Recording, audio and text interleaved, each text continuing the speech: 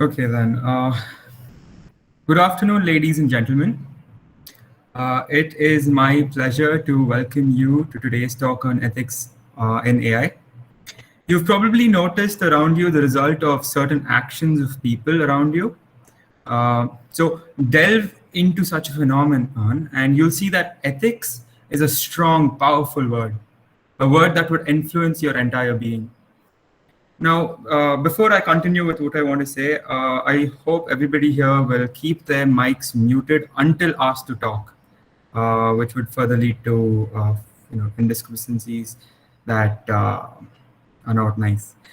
Okay, so before we start, I would like to thank the principal, Dr. Mohan Babu GN, the HOD of the Artificial Intelligence and Machine Learning Department, Dr. Bhati, and the faculty coordinator of the Brainium student chapter, Dr. N. Rakesh, for providing us this splendid opportunity to broaden our horizons. I would also like to thank the team of Brainium for building the bridge towards this opportunity to its students. For those who do not know what Brainium is, it is the technical forum of the Department of Artificial Intelligence and Machine Learning at BMSIT&M. We are the first of our kind in the college, where students get to be a part of the technical front of the department, under the guidance of the faculty of the department, enabling us to host and be a part of talks such as this, workshops, events, and much more. This talk is the third in its series and our sixth event hosted this semester. Now, without further ado, I'd like to introduce today's speaker. Mr. T V Krishnamurthy has more than 2 decades of rich experience in the telecommunication industry. An alumnus of NRT Tiruchirappalli, he is IEEE CSDP certified, PMI PMP certified, and also a long-serving PMP trainer at Nokia.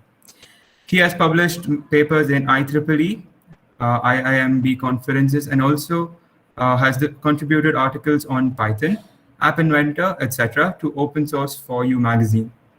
He has co-authored a book on 4G deployments and operational implications, and is currently in delivery of 5G programs in Nokia.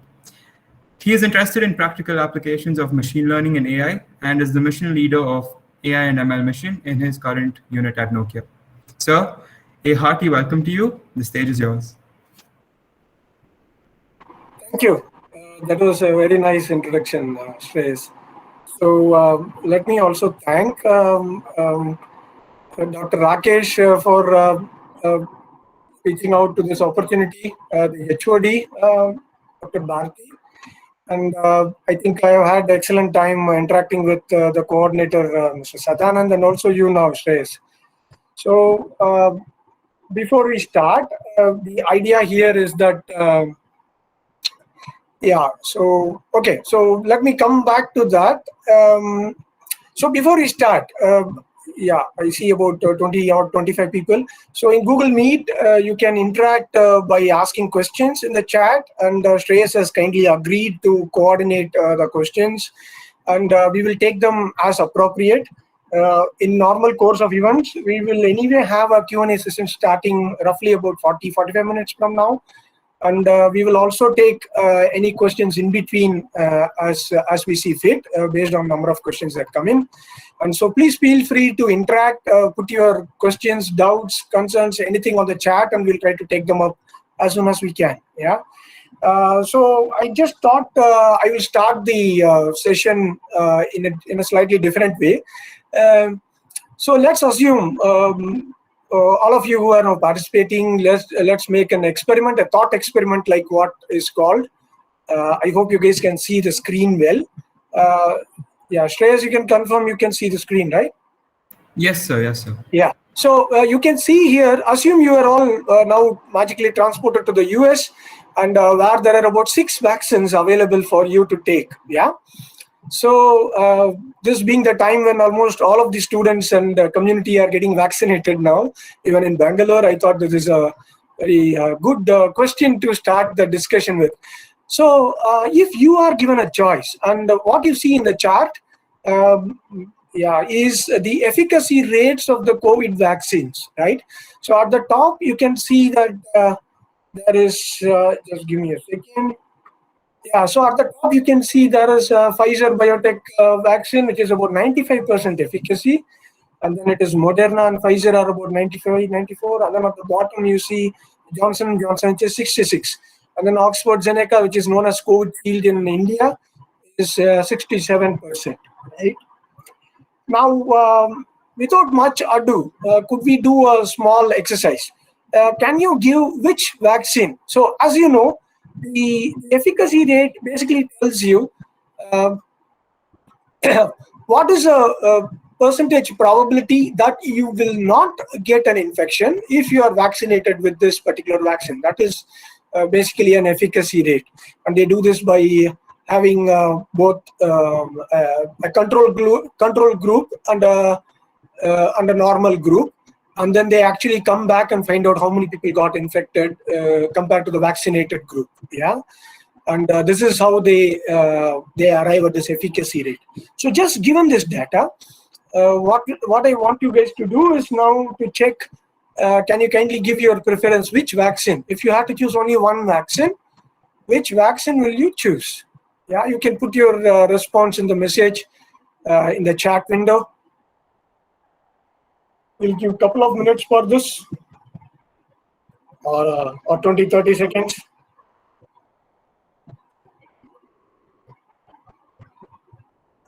Yeah, that should be good enough. Yeah, and the question is, would that be the right decision? Is it good or bad? Would that be good or bad for you? Yeah. Okay, so the reason why I start with this is even I had the same dilemma when even with two vaccines, and I was doing this comparison with Covishield and Covaxin about roughly 2.5, 3 months back, and the concern that came at the end or during that deliberating time is more about, I'm also a liberal, right? So it's more about whether you are taking the right decision. Are you ready to live with the consequences of the decision that you are taking, right? And I thought that is a good way to start this topic. Ladies and gentlemen, welcome to Ethics in AI, an introduction to topics of importance and their consequences to AI, machine learning, and to humans, right? So I'm very glad to be here.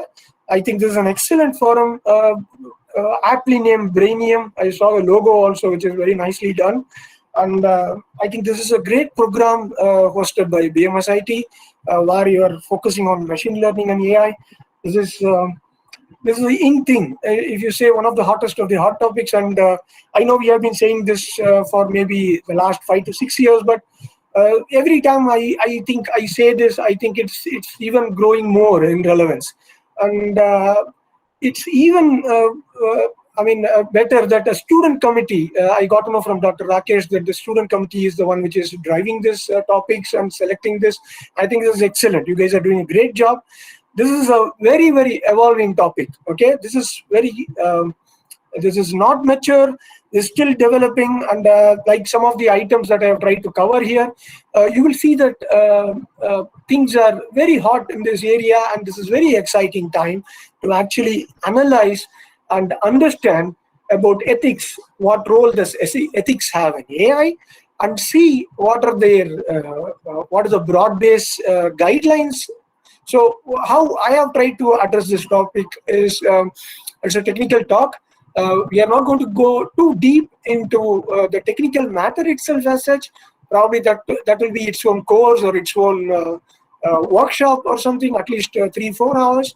So, but this is still a great opportunity to actually give a platform for some of the topics that Shreyas also mentioned about what it means to be ethical, what it means for ethics, what are the basic issues that we are actually been talking about in terms of ethics and governance and corporate governance, etc. And then to bring it into machine learning, which is a very debated, a very hot topic, especially in one particular use case or one particular case study in a way. And then I also want to highlight some more items on what is the broad-based opinions from different experts, what are the techniques that you can use to actually do better in terms of a practitioner, a decision maker, or a general public, right? Being part of AI and ML community. This is a broad-based view. So I also intend to share some more guidelines and standards towards the end of the talk, and yeah, that will be the wrap up along with that with the Q&A. So it's more like a broad-based view with lots of inputs. We'll try to share this material after the talk, and yeah, that should be it. So with no further ado, so let me indulge a little bit, maybe a couple of minutes on this. So the thing is, when you actually form a mental model, and we are all talking about machine learning and human intelligence and all that. So when you talk about mental model, you are going to talk about what you associate a person or a thing with, right? And Shreyas gave a very generous introduction. I also wanted to put a couple of more or some more interesting points with which you can actually visualize where I am coming from. And my experiences and my outlook, I think, shape the way I see the world and what I present to you. So you get some sort of a context for what I am talking about and from where I am coming from. For example, I think I like outdoors, and I'm a marathon runner. And I have run half marathons. I have run for nearly 30 odd years plus now. I like sharing knowledge. I like learning. I like conversations. I like to call myself a conversationalist. Discussions, philosophy. I also like some songwriting in my spare time in Tamil and Hindi recently. I take courses. So I have written, co-authored a book on LTE, which is published by A+. And I have written some articles on open source for you magazine. And I am actually reviewing a cloud-based ML book given by Manning. So I will also have something from there. I'm very happy. I'm delighted to work with MIT App Inventor. I'm a movie buff, and I'm delivering some 5G programs in my company Nokia. I have worked for a brief time in Radisys also, where I delivered LTE projects in Korea and other rollouts. And I like working with Python. I'm also a fitness enthusiast. This is a professional certification given by IEEE for software development. I have married. I have a son and a daughter. And this is my alma mater, REC Trichy. I'm very happy to share that NIT Trichy continues to be a leader in computing and computer-related courses. And I like to deal with time management and productivity ideas also. So some of you may find me in LinkedIn. So we can also keep in touch there. And of course, this is meant to be my interest in machine learning and AI. And that's it. So I like books also, sharing knowledge and reading lots of books. Thank you. So let's come back to the point that we started a few minutes back. So Shreyas, can you tell me how many people jumped for which vaccine?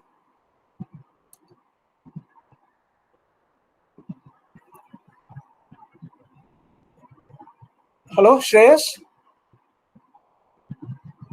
Or can you just give an idea of how many people have given which vaccine? About 85% of the population, I'm guessing. Sorry, can you repeat that? About 85% of the population, I'm guessing. Yeah. Oh, No, I mean, which vaccine? Oh, okay. yes. From the chat window, chat responses. Bye-bye. Which vaccine are the teams going for? Yeah.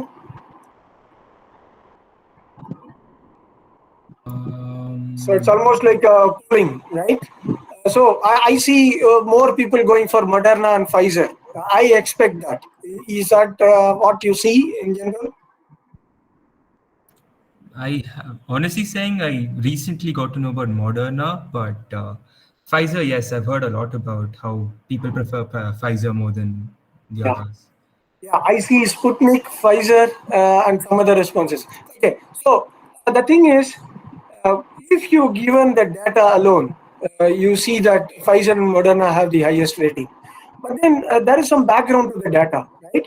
Now this gives a timeline when these vaccines were actually tested. So each of these vaccines, like you know from the co-vaccine trial, each of these vaccines has a timeline when they are making their tests and then they publish their results, right? So you can see this graph actually gives the COVID curve, the number of COVID infections in the US. So you can see here sort of an early wave and a first wave, and then the US had the second wave roughly starting towards the end of December, and then the bulk of December to February, the US was in the grips of its second wave, right? And then it came down not before much of beginning of March, right? Now, if you see the bottommost line, which is almost not visible, is the time when Moderna tested it, and then Pfizer has tested slightly in the same timeline, a little bit to the right. Johnson Johnson, the vaccine which has the least rate in the chart that we saw on the slide one, this has been tested during the peak of the COVID wave. Okay. Also, just to add, you can see in the second slide, Johnson & Johnson also made some tests in South Africa and Brazil, where the variants themselves were different. And there also they were testing in the peak of the virus, right? Now that you have this context, see, the point that I'm trying to make here is, if you just see the data, Pfizer has probably tested when the number of COVID cases themselves were very, very low, or not as high as in comparison to Johnson & Johnson, right? Now, this is almost like an analogy like this. So if I go on a street of Bangalore and then I ask people, do you know machine learning? I am probably likely to get 30 to 40% response in favorably, saying 30 to 40% probability that they will say yes, yeah, because that's a general population. But if I take a walk around in BMSIT or in a place where there is a machine learning symposium happening, and then if I ask the people there, do you know about machine learning? The hit rate is going to be almost 90-95%, right? Now, that's what I think has happened. And that is this article. There's a very nice article you can go through. It says that when these guys tested it, the overall COVID cases themselves were less, and the variants on which they tested weren't much. The variants on which Johnson & Johnson has tested and the timeline when they have tested is a lot more relevant to getting vaccinated, right? So even though it says 66%, Johnson & Johnson is probably the one which has been stress tested the most, yeah? So you are even good, even if you get Johnson & Johnson vaccine, and that is a MS here. So the idea is, statistics, if you just take them on the face value, they could hide some more truths behind, right? And because much of machine learning, at least a majority of it, is based upon statistics, and so it is relevant to us, to start the context or start a discussion about what is the relevance of the data on which you are basing your decisions, right? And just a quote here about damn lies and statistics, which is attributed to Mark Twain. And then another quote here, which is actually a parody on Mark Twain's statement, because Mark Twain attributed his quote to Benjamin Disraeli, and then people later found out that Benjamin Disraeli, the late Israeli Prime Minister, never actually publicly made the statement. So this is a satiric quote on that. Yeah. So when you start about ethics, when you talk about ethical decision making, you are having a bigger context about whether you are doing is right or not, right? And the consequences and implications of that should be visible, should be known, it should be debatable, and it should also be defendable. So if you go by definition of ethics, so the textbook definition or the Wikipedia definition is saying it systematizing, defending, and recommending concepts of right or wrong behavior, right? So on an outright basis, so I don't know how many of you are this thing. I expect many of you don't know about. When I talk to my daughter, the basic thing, she's about 7 years old now. So the basic thing, whenever she sees something, what she asks is he a good guy or is he a bad guy, right? And Ethics is very innate concept when we are kids. Okay, you basically want to distinguish between right or wrong behavior, and then you get immediate rewards or sanctions or punishment if you go on a wrong behavior side, right? So I think it is something that a human tendency has an innate regard for. And from a very simplistic definition, which you see on the left, if you go more towards the right, there are multiple layers based upon what you understand, starting from the root of ethics, right? There are principles, there is honor, there is integrity, there is morals, responsibility, right? Principles, etc. It's a lot more complicated and far-reaching. And that's why you see lots of corporate outreach is also happening towards ethical behavior, and they rate themselves on terms of ethical company. Even my own company, I'm very proud to say, is ranked as one of the highest ethically rated companies, Nokia. Yeah. So what we are talking about is, if you start discussing about ethics, you should be aware of this. And the other thing is, ethics doesn't necessarily, the textbook definition of ethics also says if you have a profession, an ethical behavior is also coded in the profession. So you have an ethics code for architects, you have an ethics code for engineers, different associations, right?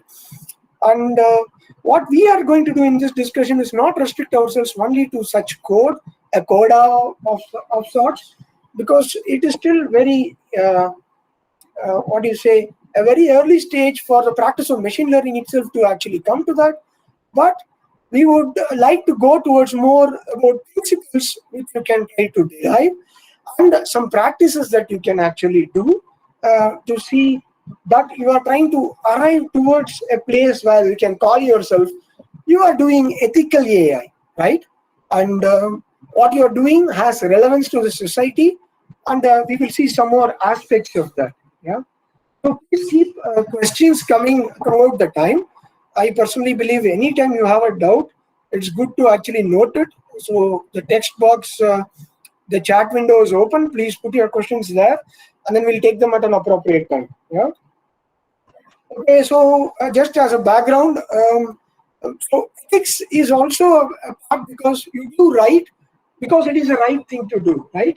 And you set a standard where you are inspiring others. If you see what Plato is saying, so this is also part of philosophy. For lots of time, mankind has been in the course for finding out how they can be ethically correct, right? What kind of codes and morals can be developed towards those? And it is a choice of good or evil that determines our character, not our opinion, right? This is the distinction, right? What do you choose? And the other thing is, one other offshoot of this statement is that even if it didn't intend to cause some evil or to cause some bad thing to happen, if your machine learning algorithm actually results in some other unexpected consequence, it is still a moral responsibility for you, right? You as a developer or a company or as a government who has deployed this, etc., right? So the outcomes define the ethical AI, not necessarily only the choices. It goes beyond this, right? And then if you understand, you learn so that you understand, because once you understand, you are probably freer than if you don't understand what Spinoza said. The best quote that I like, which I would like to start this discussion with or a talk with, is that the only true freedom is you don't know, you know nothing, right? The only wisdom is that which comes from saying, I really don't know much, right? Socrates is one of my favorite philosophers, and I would think in AI also we have some models which start with zero knowledge, and it learns all of the rules and codes from the training itself. Yeah. So let's proceed further. So if we start the discussion about ethics, let's start on the left. A very famous problem in terms of human ethics, right? So if you go Google, you will find lots of information about this. That's why I like to start this discussion with this. What's probably called the trolley problem, right? Now, the trolley problem in its essence is this. The picture may be a little bit small for some of you who are seeing it. Please go to full screen if you want to maximize the screen in Google Meet. And the thing is, you are a person who is having a control of only a lever of a trolley. So the trolley is going at a fast speed, and directly in the path of the trolley, there are about 5 people who are unable to move out of the path. Yeah. So if no action is taken, all these 5 are going to die.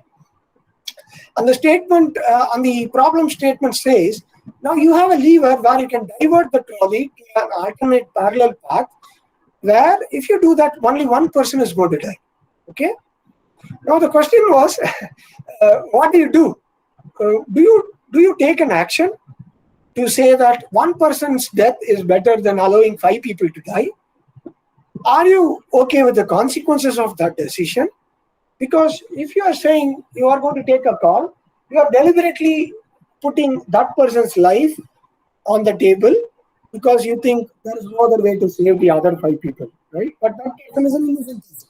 If nothing was done, he would have probably been alive. Okay, so this is a kind of discussion that originally came up in a trolley problem, and how it applies. Why I started this as a case study or of sorts is because the right side gives the trolley problem came into significance from 2015 when people saw that autonomous vehicles or self-driven cars have become very close to reality, starting with Google test driving autonomous cars.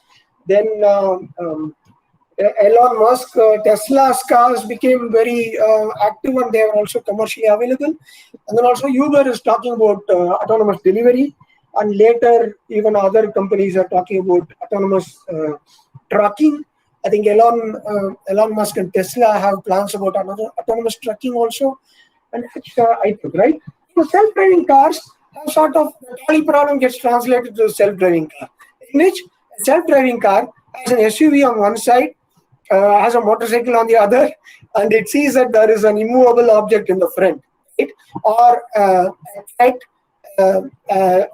threat straight ahead, where if you allow it, the self-driving car also obviously most probably has some passengers, and it has to make a decision. Now the trolley operator becomes your algorithm, and the self-driving car is a manifestation of your algorithm, right? Your machine learning algorithm. And what are you going to decide?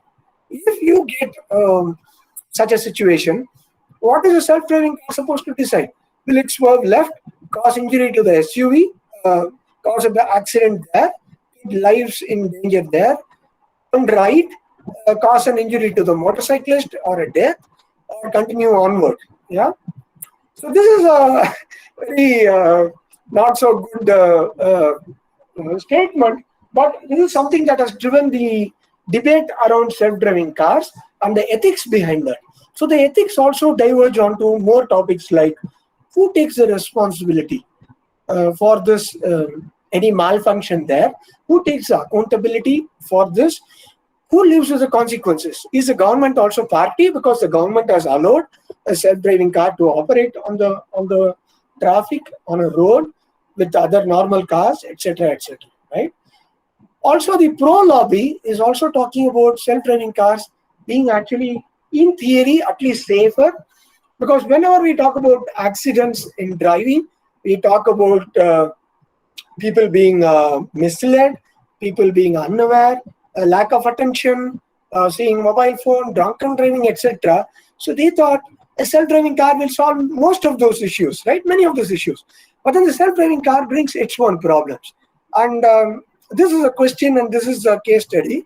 And yeah, so even before we go forward, what is also interesting is to note that while we analyze this, or we say that, I mean, before we go, the last things that I wanted to say here was that some of these have already actually occurred.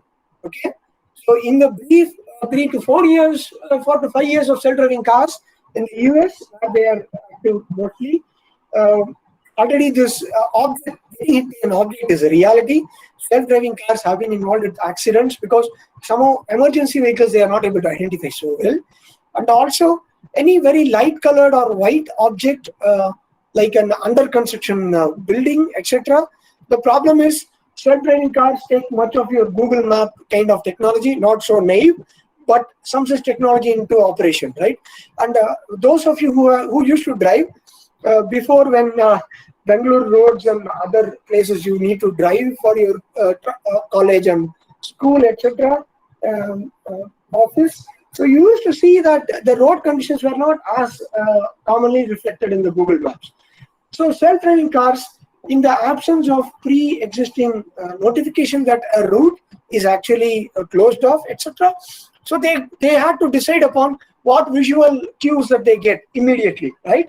And these visual cues, at some times of the day, they are not able to distinguish certain objects, maybe some white-colored objects, etc., so clearly to be able to take a decision, right? A braking or a reduction of speed or an alert to the driver. In case of that, they can go back from a fully automatic to a manual mode, etc. So these they are not able to do in time. And also some more things we will see in the next slide. So why these sort of problems prevail? Also recently, there have been cases where pedestrians with a cycle, where they were coming into the lane, into the road at a place where they are not allowed to enter. So this has also been a problem, right? So because your self-driving car doesn't anticipate that a person is going to cross the road or come onto the driving area where a walker is not supposed to be there. And that brings us to the next slide, where the problem has been restated as the pogo stick pedestrian problem, right? So this is an interesting conversation which was started by a Verge publication with, I think most of you should be familiar with Andrew Ng, right? Almost the single most important person in terms of education in machine learning, who is also the co-founder of Coursera. Andrew Ng's machine learning course is probably the highest rated course in machine learning and most popular.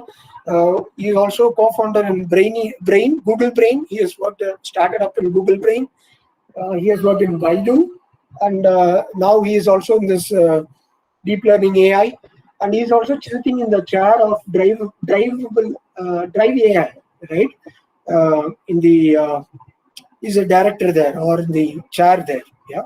So what he's saying is, the question that was presented to him was, you are saying machine learning is good enough to learn about pedestrians and understand. Will machine learning be able to differentiate a pogo stick pedestrian?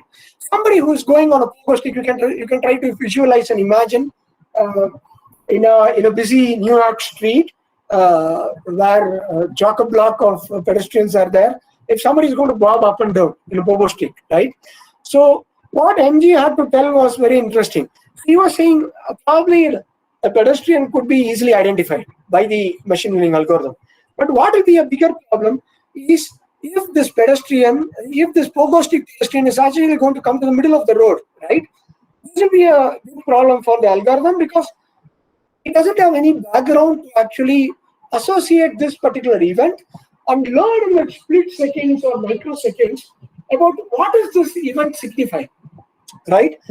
This is something that machine learning will take some time, and I think even though we have put in lots of deep learning, the context is always necessary for deep learning to actually associate a new image or a new input to put it in the right bucket, to classify this event, right? Because I need to classify the event to understand what sort of decision I should take, right? So for you and me, who have seen all of this even before we started driving, a pogo stick may not be a big issue. So we'll probably see this even before, and then we will try to take some maneuver. But the question is, will a machine learning program be able to take such a fast decision making, and on what basis it will do this? And that is a problem that actually his input were triggering a lot more discussions. So he's saying we should partner with the government, and actually, rather than solve the pogo stick problem, we should make roads more safer. What he means is, this guy on a pogo stick shouldn't come on the road itself, right? Now, think about a place like India, where this regulation and activities is a bigger problem, right? Lane discipline and many roads are not really manageable. And it looks like even in New York and San Francisco, many other places, it is similar such situations in many places where there is a bigger rush in some cities than in other places. Now, I don't know if some of you have tried to run in Bangalore roads. Already the roads are like, it's like the car first, right? The walker last. So places where you don't have a pathway to run or walk, I feel very unsafe. There was a segment near Bemal Signal, where those of you who are familiar with East Bangalore, BEML Signal, where when I was running, I found a couple of people coming very, very dangerously close to me, right? I was running on the leftmost part of a nearly wide road, 10 to 8 feet, at least 8 to 10 feet, right? It easily can accommodate one car plus, but still they were trying to overtake each other. And this is a mentality that is difficult to solve, right? So in the absence of a good guideline or a standard principle, are humans going to be second-class citizens to autonomous vehicles, right? That is the biggest concern in lots of debate which is going. And while it is not an easy thing to answer, in an ideal scenario, you would like the pedestrian to also be responsible, but a mistake from a pedestrian shouldn't result in the death of a pedestrian, right? What you would like to see, like a DRS, the DRS in cricket analogy is meant to prevent a drastically wrong decision, right? It's not a marginal call which can go on an umpire's call. It doesn't raise so much consideration even now. So similarly, in machine learning also, at least my personal opinion and much of the broad scale debate goes towards more about how can we make it as safe as possible. That a drastic bad behavior probably could act in a bigger consequence, but a small behavior and something which is more commonly occurring, that your machine learning algorithm should be able to solve.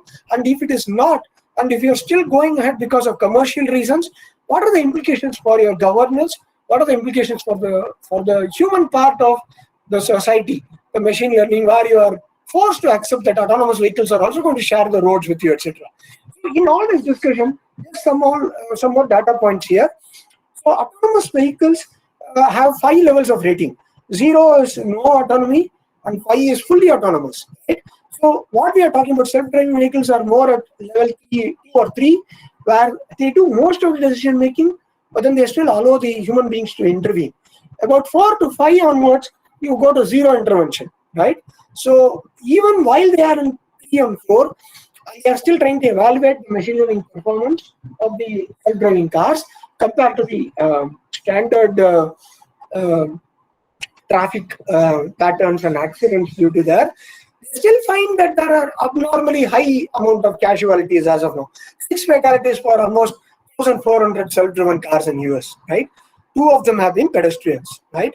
And 4 were drivers. One of them was an owner driver. If you guys remember, in 2018, the Tesla S accident, Model S accident, where he was a he was a Silicon Valley engineer, I believe. He was an advocate of machine learning, and unfortunately, the car ran through a signal, right? And it didn't take the right decision, and it ended up in a casualty. So still, if you compare why some people are still going for this over manual cars, there are roughly about 38,000 deaths annually in the United States, right? But this is for about 285 million cars. And you guys can work out the math. Statistically speaking, this rate is still a lot less compared to this rate. However, this rate is still in an infancy, right? This is almost like the early stage adoption.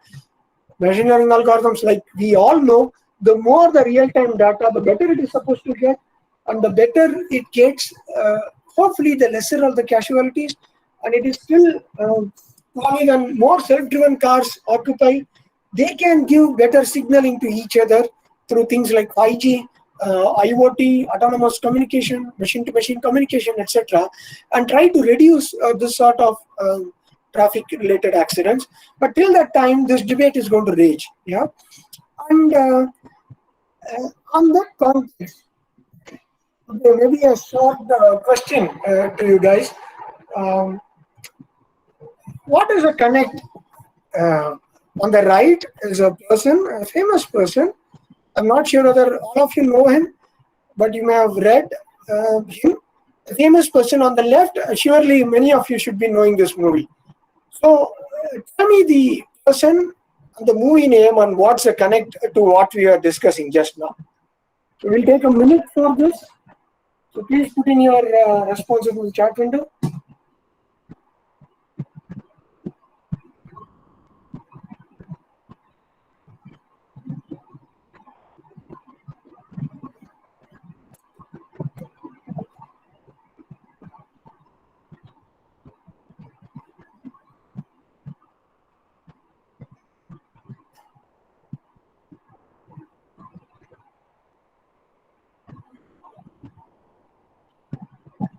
Okay, 20 seconds more.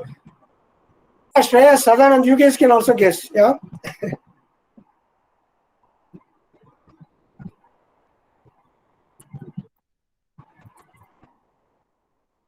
Okay.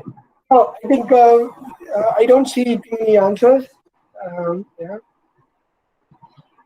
So there is one answer. Thanks, Shreyas. So this is iRobo, very right.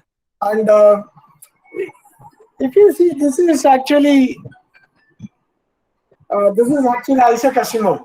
And iRobo is based on a book, a short story by Isaac Asimov, where the robo in question here, Sonny, named by its creator, actually is given the ability to think for itself, right? Something similar to our own Yandiran and Robo in India, Shankar's movie.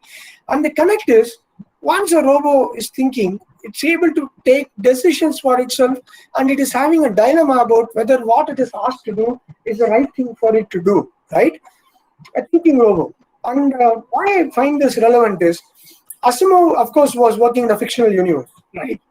So he made the laws of robotics for the simple reason that if you are going to delve, Asimov did it because he found lots of ways in which he can play around with these rules and create a science fiction dilemma for the users to enjoy how the robots and humans are interacting.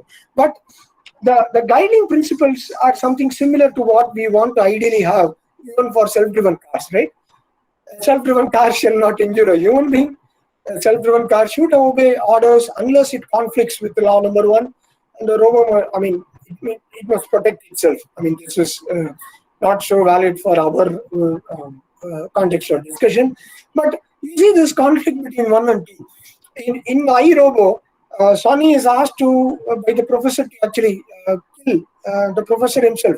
It creates an ethical dilemma for Sonny, because if he obeys that law, he is actually going to break rule number one, right? Law number one. So this is a kind of interesting context of discussion where I saw similarity. And talking of robotics, I would like to move on to the next slide, where it's not. So we move on from self-driven cars to a bigger forum, right? So if you are talking about ethics in AI, and what are the ethical issues? And there is this very nice article in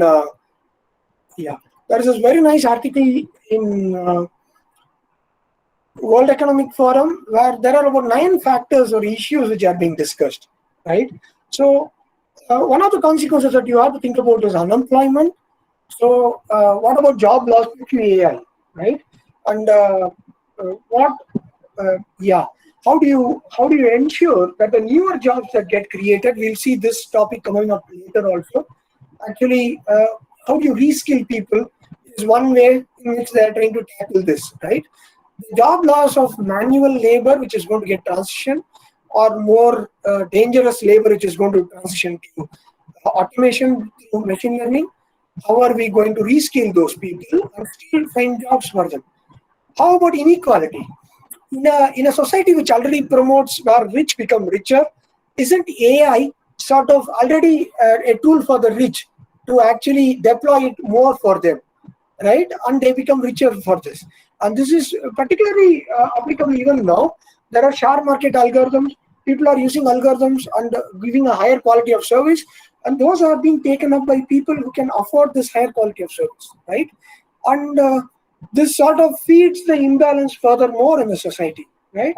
How do you actually balance that? No? how do you ensure that the lower stratum also benefit to AI? Humanity. This is what I was thinking. On a road, once somebody gets into a car, already it looks like they become less of a human and more of a car, right? More of a machine. Is machine learning going to actually reduce us, make us more inhuman, reduce the humanity part of it? Artificial stupidity. How can you ensure that AI is not going to allow you to create more memes, more more ways in which you can scam people and make them give away their money, make them give away more mistakes? How can you mistake-proof your system, right? And this is something that is relevant to the previous slide about racist robots. How are you going to ensure that AI bias and discrimination can be avoided or reduced? And we'll spend more time on this in the later part of the talk. Security. Already this is active, right? Recently we have this Indian Army actually suspecting that some drones have been deployed in our Jammu and Kashmir area to actually do some arms drops and do some surveillance, etc. How are we going to protect this misuse, right? Hijacking of such things. Evil genies. So here we enter more of science fiction, but also some of this is reality. Unintended consequences of AI. How can you predict it and avoid it, right? So one consequence, for example, which a French scientist also talked about, is vaccine mutations, right? We are all getting vaccinated to be able to protect ourselves from the most common strain. And then there is this newer strains which come up, and these actually, it looks like they are coming up after the vaccination. Vaccines are interacting with the stable cells, right? So this is something, one example of it. And singularity. So this is similar to our Sony from iRobot. Or some of you, if you are science fiction enthusiasts, you may know about 2001 Space Odyssey. It was a very path-breaking movie by Stanley Kubrick also, right? Could AI become sentient? And Google is doing lots of work here. There are also very nice pages by what is called Artificial General Intelligence, AGI, right?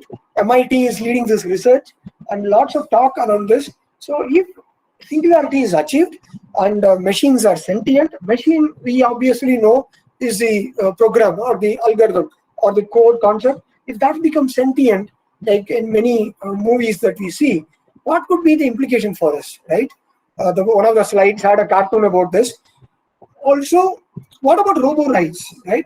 Unlike humans, do robots and AI agents get rights of fair treatment?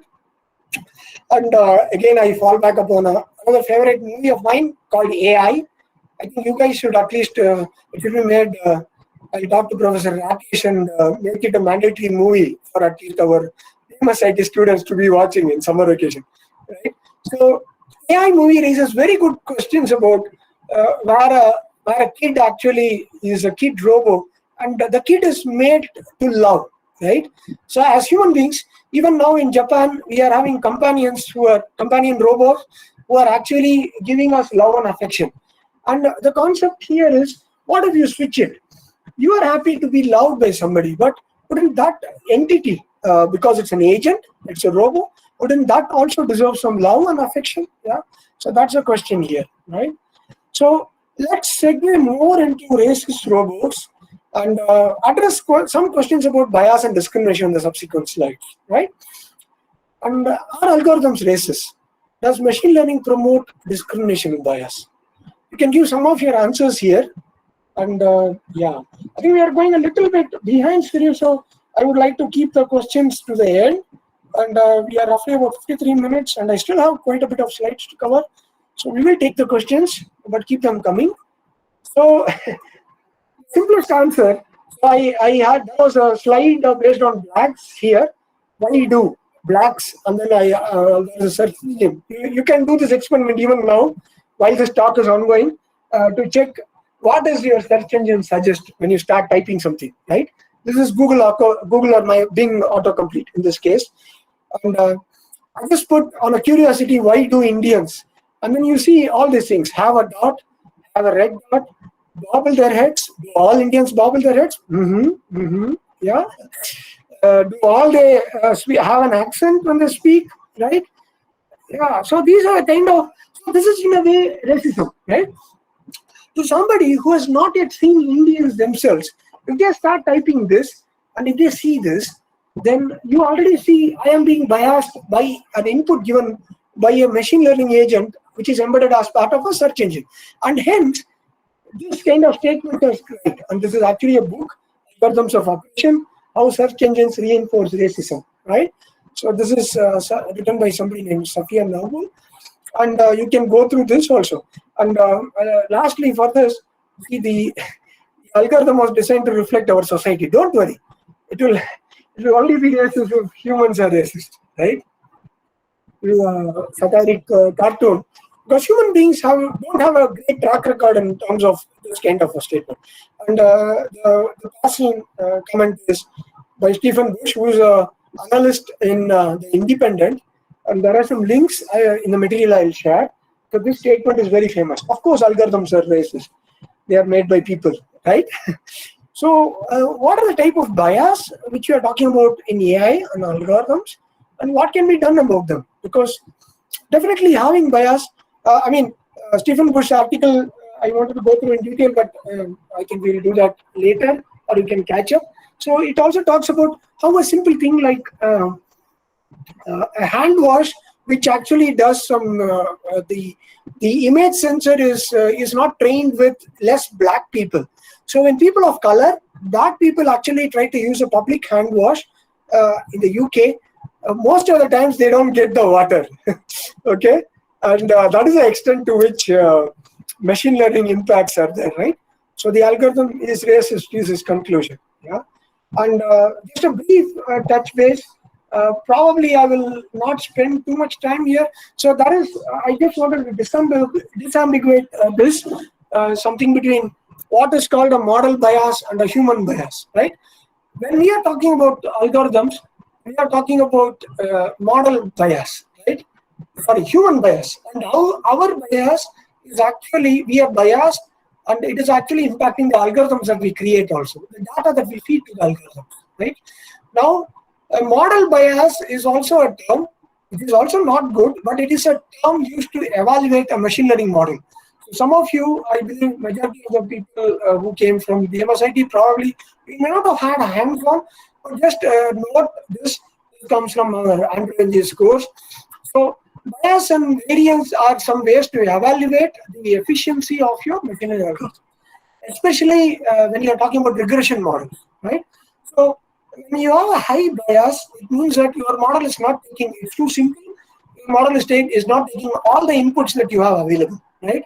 And when you have low, high variance, it means that your model is, this is called an underfit, which means that you are very simplified. There are going to be lots of errors in your prediction. And when you are going to be overfit, high variance, it means that you have trained it too much on the basic training data, and your testing data, you are going to get lots of errors. Okay, so the model is overfitted to your input data.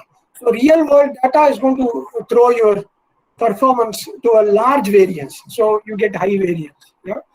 So this is also an associated image. Just in my disambiguate, we are not talking about a model bias as a technical term. We are talking about an algorithm being biased, and the rest of the slides will go more towards that. So why do you think there are machine learning biases? The biggest reason is because of cognitive biases as human beings, right? So one very interesting bias that I wanted to show here, I know this may not be readable again, apologies, but I found this to be very relevant. This article also very relevant. There is something called human beings suffer from lots of bias. So that is recency effect, what you know, right? So what you hear or see recently, you tend to believe that more compared to something else which happened slightly in the past. There is what is called a halo effect. So I go by what I thought was a good performance by somebody. There is also what is called the bandwagon effect. More people are going for covaxing. You also want to go for covaxing, independent of data. I was talking. This survivorship bias. So that is a very nice article about the survivorship bias, right? William Bald is somebody who is credited with actually a statistical.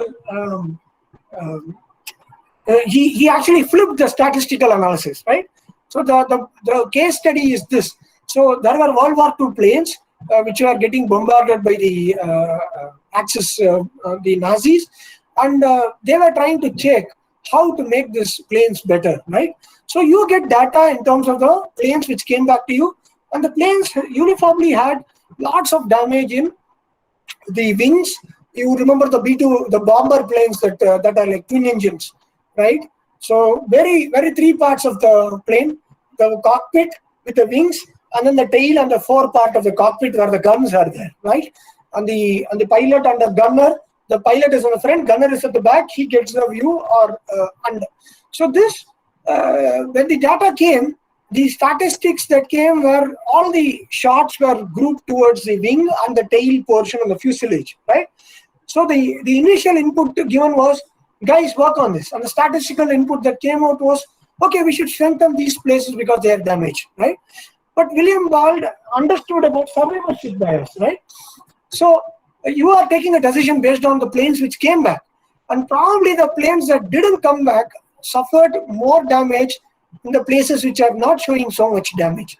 So he actually strengthened the parts of the plane which suffered least damage. And this is credited to have widely saved lots of lives for the Allies.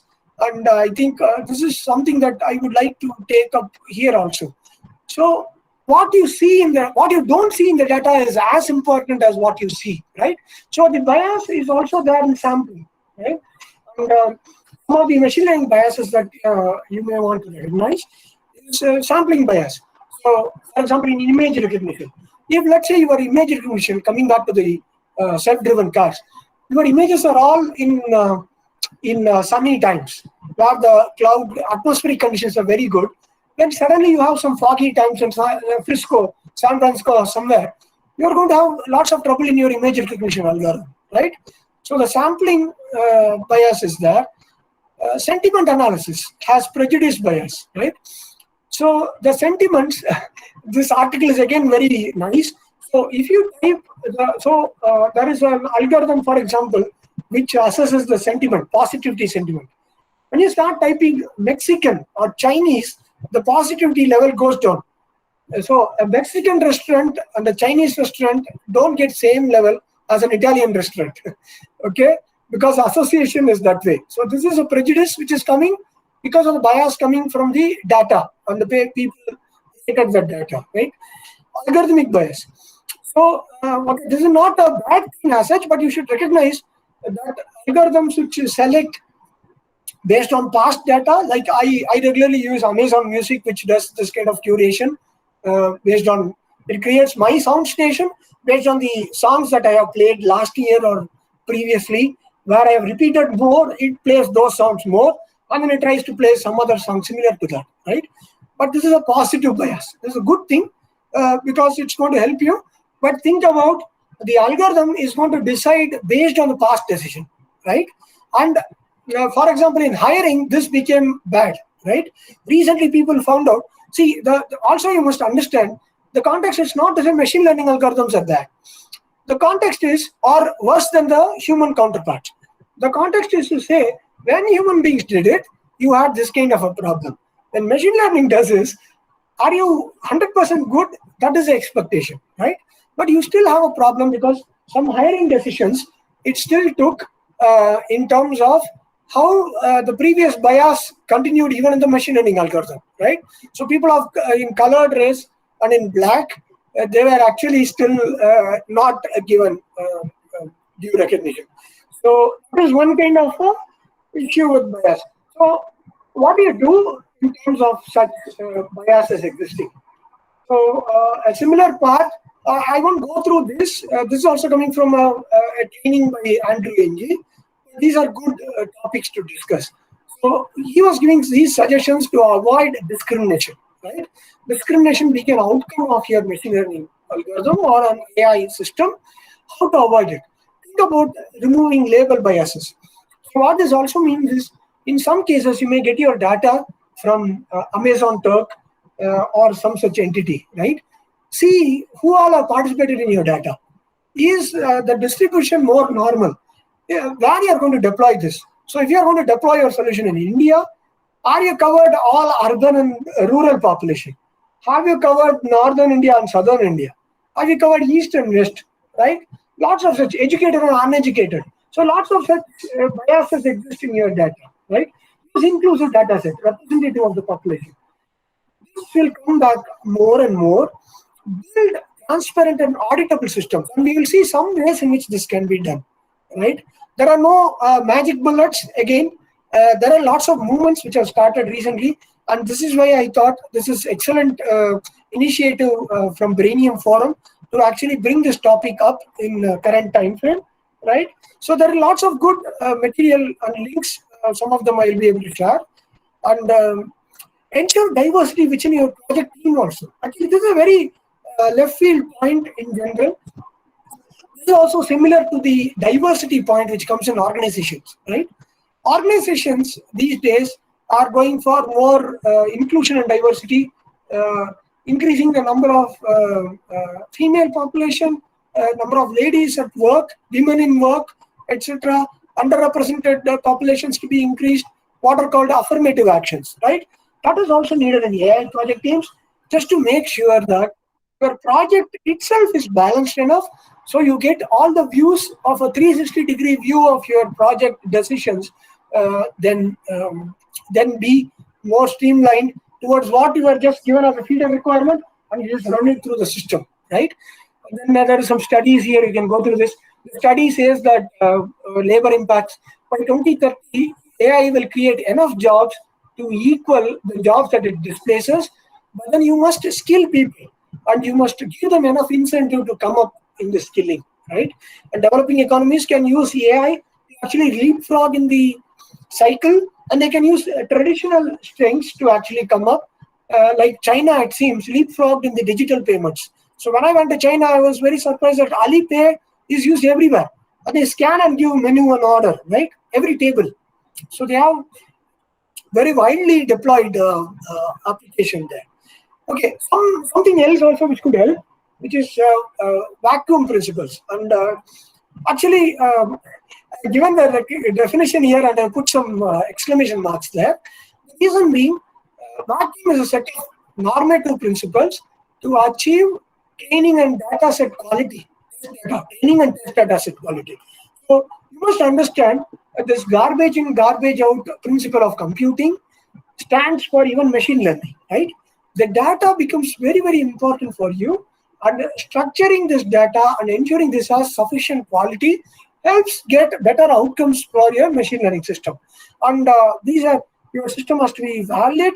You assess in terms of how you define validity of data, how do you ensure you have it, you have accuracy in combination of data, individually also each data element. For a record, for example, how do you ensure that together they are all consistent, right? And it is implemented consistently across different parts of your system. It's all uniform. Like if you have time, if one place it has UTC, and in another place it's in GM, in IST and other EET. So it's going to be a problem, right? And then is it stored unified? So this used to be a big problem for previous distributed solutions, and there were lots of algorithms at work. And now with big data and lots of cloud computing, I think we have made some significant advancement in unification of data, but this also needs to be done, right? One single place where all non-obvious biases can be addressed. All of this should be aspects of your model, and this is a book that I have recently reviewed, Cloud Native Machine Learning. I would strongly recommend this book for learning more about vacuum principles and also about AWS, machine learning at scale in Amazon, in the Amazon Web Services. Okay, what else can you do? You can also adopt explainable AI, XAI, as it is called in short form. So there are lots of good movements happening in parallel in the last 1 or 2 years. For example, National Standards Institute, NIST, has principles guide defining this. So there should be an explanation. The principles for your AI, it should be meaningful. The explanation accuracy must be very good, and the knowledge limits must be specified. what this kind of a concept, and you also see here, DARPA is also coming up with an XAI concept. This is a previous current level where you don't know, you know the outcome, you don't know what did the machine learn function did and why it, sorry, this is not too very readable, but why it decided in a certain way. XAI expands this. There is an explainable model and there is an explanation interface. So as a user, you get lots of explanation about you understand the solution given by the machine learning. You understand when you succeeded, you understand when you failed. So one direct way in which I can correlate this is, uh, let's assume this credit rating, you apply for a loan and the loan company is making a machine learning algorithm and it is assessing. It's probably taking from Experian and also from our national credit rating agency to assess whether to give a loan for you or not. If it tells you just an outcome saying your loan application is rejected, and then even if you ask, let's say it explains that the credit score is barely 50 and it should be at least 70. I think you, as a user, you will still be find it unacceptable, right? As an insurance, also, I believe many insurance policies get rejected, right? So you should know on what basis the algorithm decided that your rating is good, right? Like a test which says these areas you didn't score well. There should be an explanation given back to the user, and that is a guideline behind CI, explainable application. And PricewaterhouseCoopers also has a very good set of parameters about optimization, model performance and decision making, about retaining, what sort of control and safety, how do you maintain trust and ethics, and also how do you comply with regulation with accountability. And this place, I think regulation and accountability recently, we are having lots of new inputs and insights coming, both in privacy and also on how accountability is shared, right? And then this part is what I think I would like you guys to take the most significant input from, right? Um, Probably as machine learning engineers and implementers or decision makers, see, we are still talking about 2021, right? And by the time you guys come to 2025 or 26 and beyond and 2030, you will be playing many of the roles here, policy makers, decision makers, etc. So there are multiple things that you can be aware of. Be aware of biases that exist in your data, different phases of your ML project. Please keep checking what is also called continuous ML ops, right? Machine learning operations also. Be aware of how your projects are performing in real world and what sort of biases are early inputs are coming back to you. Do such trials and understand more about what could be improved before you go to any critical decision making. Utilize tools to assess bias and reduce or eradicate the same. And I try to give some tools from here. So there is some thing called FireML, which is an auditing black box predictive model. Yeah, there's also Dion, which is actually, I think it adds a ethics checklist to your data science projects. So I think people underestimate the power of checklists. When you come to companies, you will know the checklist still gives a very good way for asking relevant questions and getting people to assess and also quantify the assessment with data, right? And similarly, LIME is another model. It's an interpretation model which actually, you can actually address it at the algorithm mode or in different ways, and you can actually get more explanations. Also, I found out this algorithm impacts assessment and framework, which is coming from AI&ML Institute. Yeah, which is also a good place to actually check. IBM, unsurprisingly, has very good inputs upon this. And so IBM, if you know, is behind Deep Blue, the first program that bet cash flow, and their Watson machine learning system is also widely deployed everywhere to augment all medical engagements, medical assessments, and diagnostics, and also towards treatments in complex areas like cancer and many other places, right? So IBM has a set of principles, AI ethics. These also are good guidelines, right? So the purpose is to augment human intelligence. Data and insights belong to their creator, right? And technology must be transparent and explainable. And the focus areas you can see here: transparency, explainability, fairness, robustness, and privacy. Right? Fair and robust. All very valid questions, right? Expectations.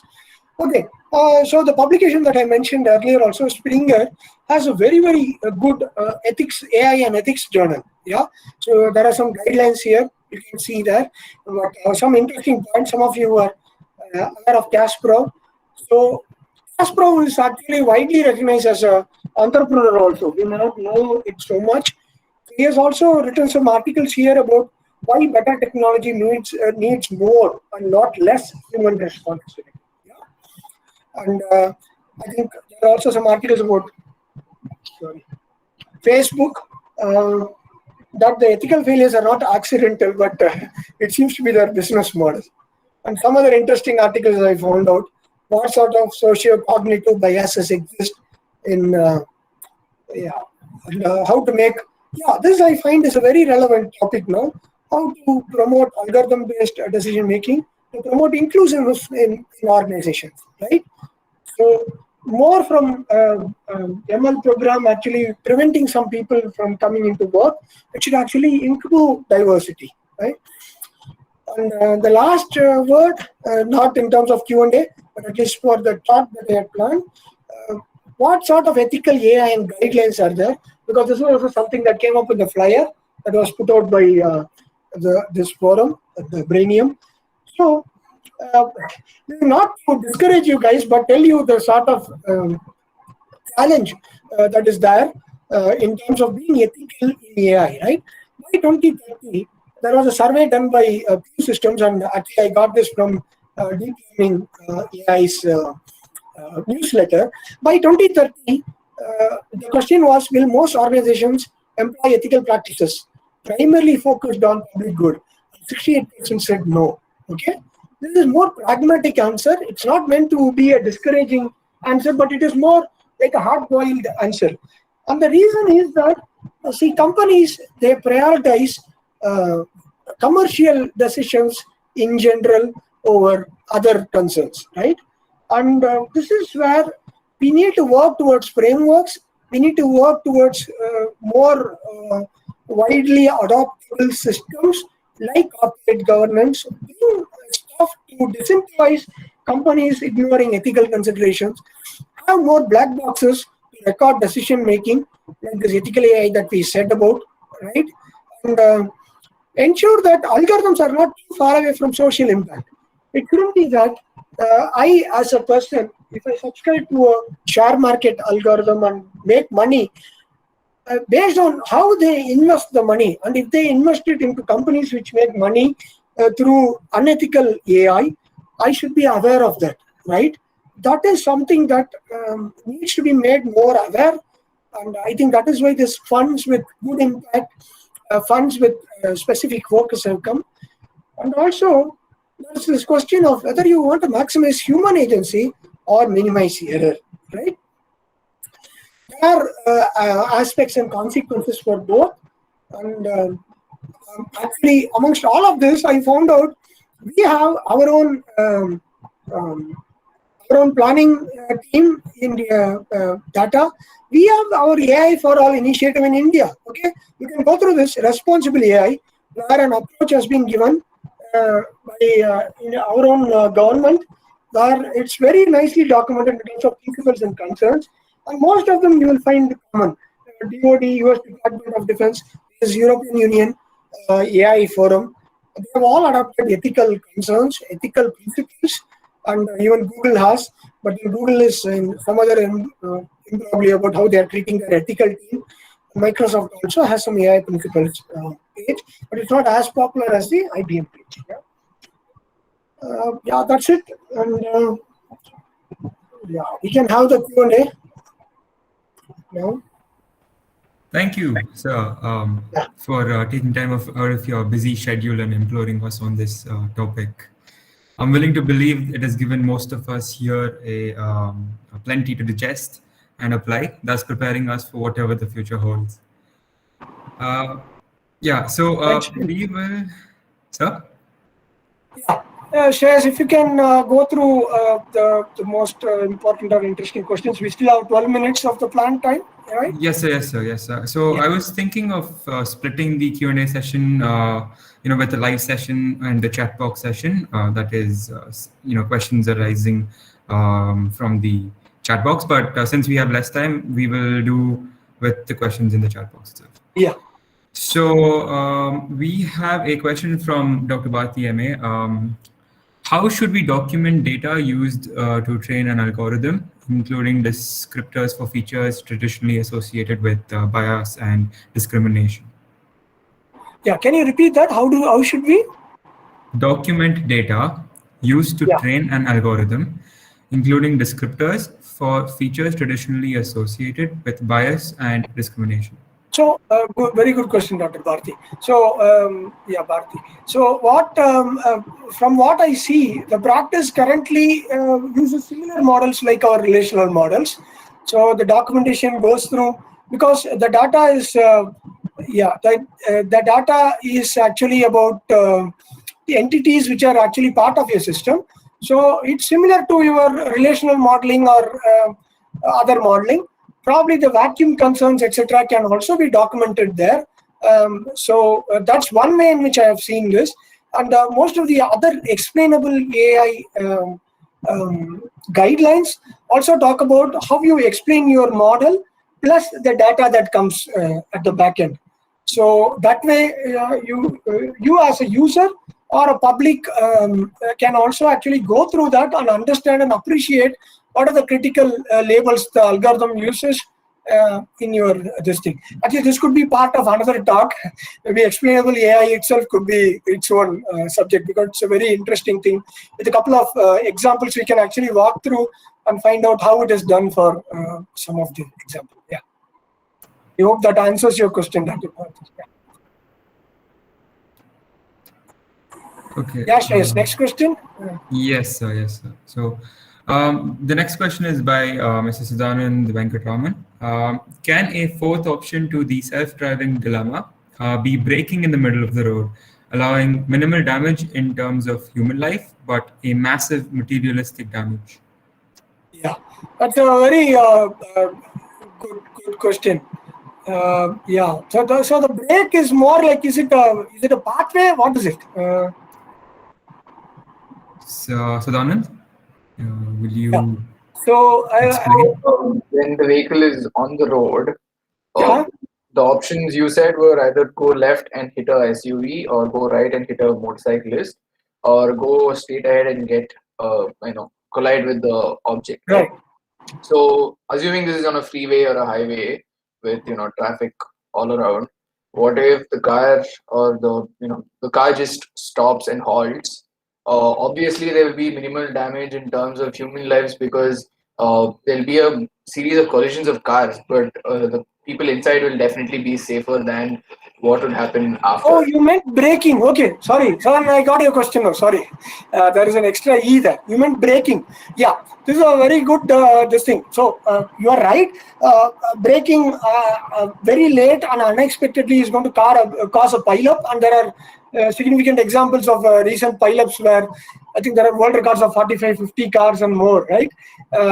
But the point here, Sadanand, is some of them, the algorithms in concern, at least in the examples that I went through, didn't recognize it early enough to be able to take a braking decision. And many cases they didn't even were aware that they are going to hit something which is okay, no, an impediment on the road, a non-hittable thing. Okay, that is the actual reality. You would have also seen some, I don't know, WhatsApp video where a Chinese or some such a white vehicle is actually overturned in the middle of the road, and the self-driving car is not has not distinguished that as a halting condition, right? So that will be the best option, but I think currently that the problem is the technology is not doing it fast enough to be able to take the decisions. Okay. All right, sir. Thank you, sir. Yeah. Yeah, Shreyas. Okay. Yes, sir, yes. I have a question myself. Okay. So here is a scenario where, say, there is a VIP using a self-driven, autonomous vehicle, but he gets into an accident or dies due to an error, a hack in this case, in the system that seems a bit sensitive. Would we still blame the AI, or would we pin the blame on the hypothetical error or the person behind that error? Um, so yeah, so who would we blame this on? Yeah. Is my So question. yeah. So I have to give one. I have to admit the law point of view. I didn't find it. I think in general this is not considered as a how you distinguish murder and a manslaughter. Do you know this difference? A Yes, sir. murder is when you actually intend to kill a person and then you end up taking a life, versus a manslaughter is when you end up taking a life but it was unintentional, or at least it's a situational issue kind of thing, right? So as far as I could read, this is still treated. I'm not sure whether this is a VIP is how much relevance the VIP has, but whether it's a VIP or not, any human life right now it is still taken as a mechanical error kind of thing. Okay, so there is culpability on part of the company that is owning that car. There is culpability. There is not so much culpability on part of the developer who is involved with that development, but the culpability is more with the company owning the car, deploying it, and the company which is actually giving the machine learning algorithm solution. Okay, so Uber is that way facing actions. It pulled out the cars also from the ground, from the roads, and then I think it came back after some time after doing some more adjustments. But people are still saying of the yeah. So that's one way in which I would like to answer that. Yeah. Understood, sir. Okay. Thank you, sir. Yeah. So Uh, some more questions. Yeah. so we'll take two more questions because Sure. we Sure. have Yeah, 5 more minutes. we still have 5 more minutes. Yes, sir. So another question by Dr. Shanti Natarajan is reinforcement learning models are a major thrust for explainable AI. Measurable performance entities like cost function value and policy models are mandatory to realize explainable AI. What is your view on existing computing infrastructure to support such models? Don't we need reconfigurable models that scale up to such requirements? Okay. Yeah. So so computationally, I don't think Santi that we are so constrained. What I read is computational power is massively increasing. Right. The problem is more like the data points that we have for learning. It still seems like they have some inherent bias, which they are not able to actually evaluate well enough so that when they come back in the context of so explainable AI, I think I don't see that the computational models are so much computational power itself is coming in the way of explainable AI so far. Uh, but I have to admit, I have to go through more on explainable AI to be able to answer you better. But I don't see that currently it is computationally constrained, and I think the problem may be more about what you call human readable, right? Way to explain what I think Bharati or Dr. Bharati also asked sometime back. How do you explain AI and the decisions in a way that you are able to give the correct picture to people so that it can be reviewed, it can be improved if needed, and it is part of a public discourse. Yeah, I think it's more challenge is more there than the computational part, in my opinion. Yeah. Okay. One more question probably, and then Last question for the day. yeah. Yes, sir.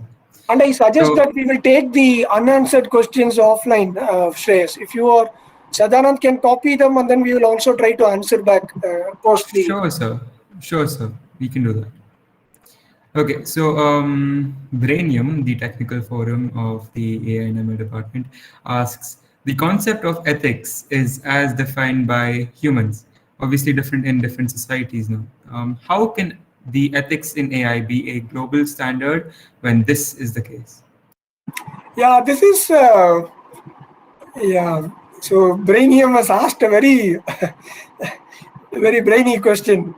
Pardon my pun. Yeah, but so actually, this is a very good question, and but it's a very relevant. The answer is it is still relevant. Okay. Yeah, sir, and I still wanted to play around with the forum name. Yeah. So the see, I don't know if you guys if you guys have actually seen this recent developments. Even though we still have these nation states and boundaries and Karnataka and Tamil Nadu and India and other places, it looks like there is a parallel nation around. Not nation in the sense of older term, there is a parallel world around which is already connected in lots of different ways than what we would have envisaged, right? I don't think anybody is driving this connection, but internet, the way technology has progressed very vastly, and the way everything is sort of connected, events are connected, etc., is making significance that I don't think anything is local to global anymore. I am still clarifying that yes, we did even see that certain deployments into some conditions still need to take cognizance of the local sentiments and local ways in which your system and data is going to be used under relevancy there. But the point is, some concepts and stuff, the principles are very global.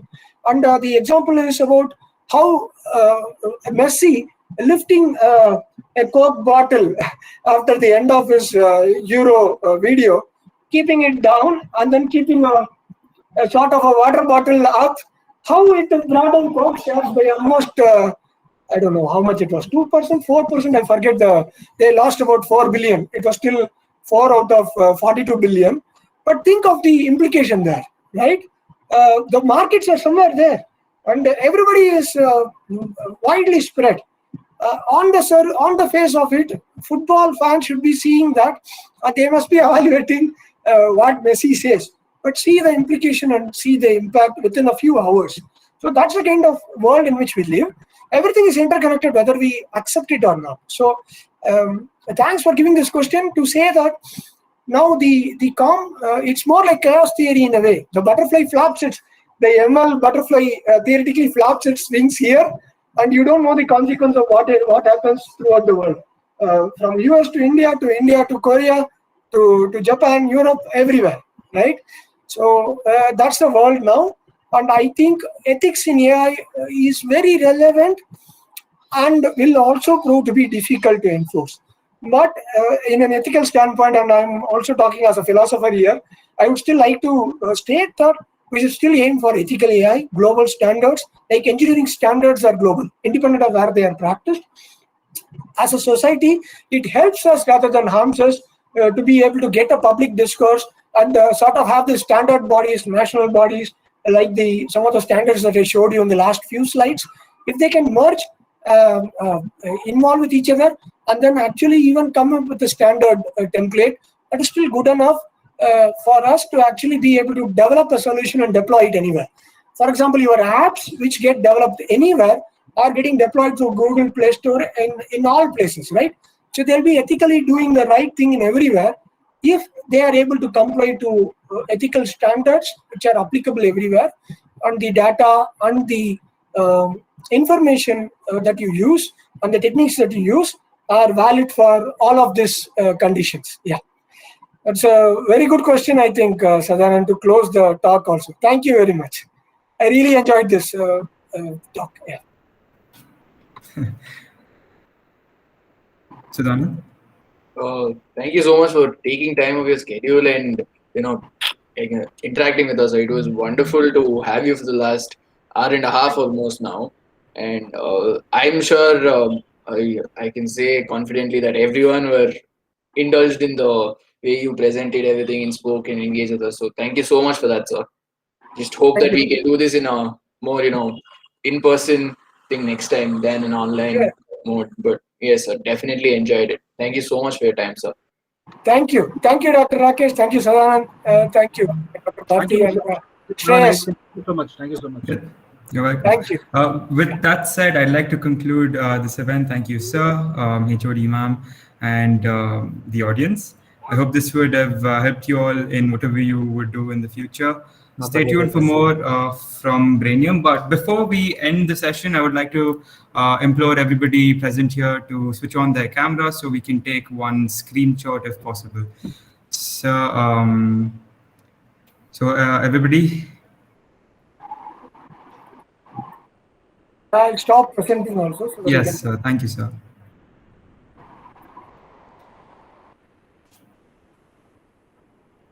Guys. Bhati ma'am, Rakesh sir. Suresh, my webcam is not working, ma. Okay, sir. No issues. Then, okay, I will take this screenshot. Okay. Again, thank you everybody for joining this session. Thank you, sir, for the wonderful talk on ethics in AI. This session has successfully concluded. Thank you. Thank you, Krishnamurthy.